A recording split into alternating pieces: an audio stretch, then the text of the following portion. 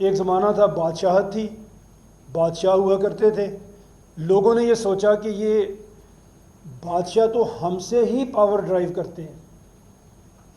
ہم سے ہی ٹیکس لیتے ہیں، ہم ہی ان کے لیے جنگوں میں جا کے لڑتے ہیں، اور یہ ہماری طاقت ہے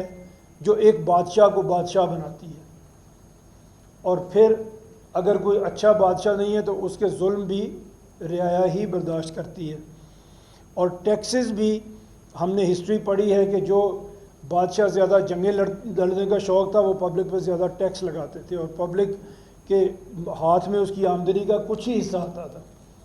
تو کبھی بھی پبلک خوشحال نہیں تھی، بادشاہ خوشحال تھے، ان کی فوجیں بہت بڑی بڑی تھی، لیکن ان کی فوجوں کو فیول کون کر رہا تھا؟ عام آدمی اپنی جان اور اپنے مال سے۔ لوگوں کو یہ سمجھ آنا شروع ہوئی کہ یہ تو ہماری طاقت ہے،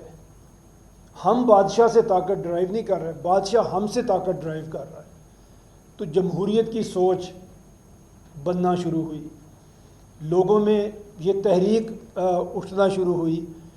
کہ ہم اپنی طاقت کے خود مالک بنیں گے، کوئی بادشاہ ہماری طاقت کو استعمال نہیں کرے گا، ہم خود اپنی طاقت بنائیں گے، ہمارے نمائندے ہوں گے،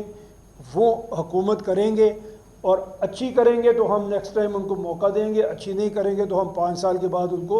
ہٹا دیں گے۔